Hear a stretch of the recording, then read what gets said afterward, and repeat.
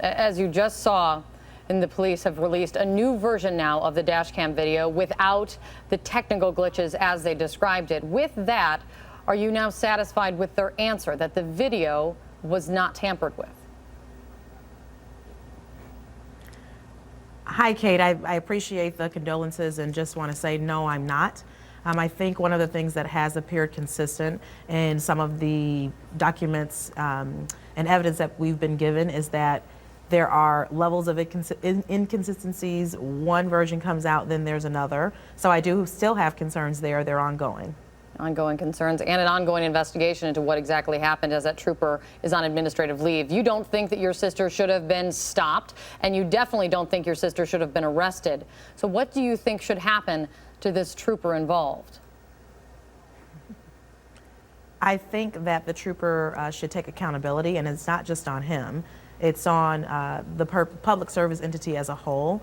Want to be clear about the fact that she was pulled over for a truly routine traffic stop that I do believe was petty, just asinine, didn't make sense.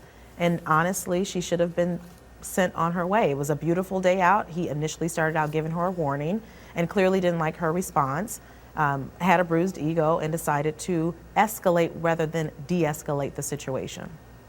And now then we talk about what then happened to her in that jail cell 3 days later. We're now learning, as painful as this is, Sharon, from the police, from the sheriff, that your sister, according to these jail documents, told jail officials that she had previously tried to kill herself. Were you aware of a previous suicide attempt?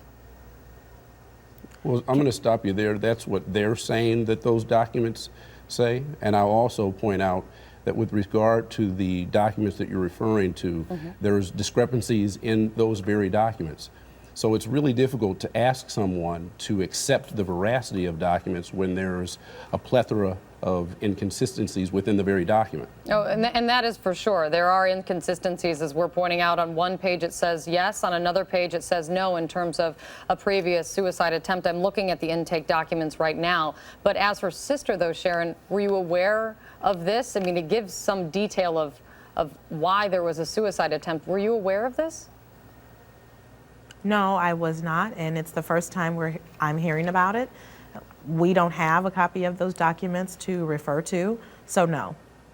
And what is, I mean, I guess it's impossible to really understand, but what's your reaction when you hear this then?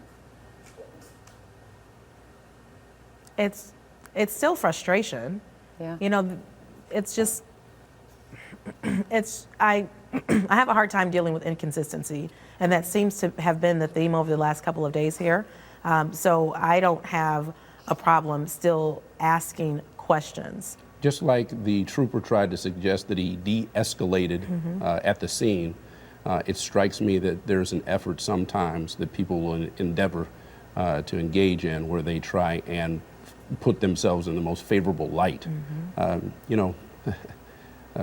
We have problems with what we're being given.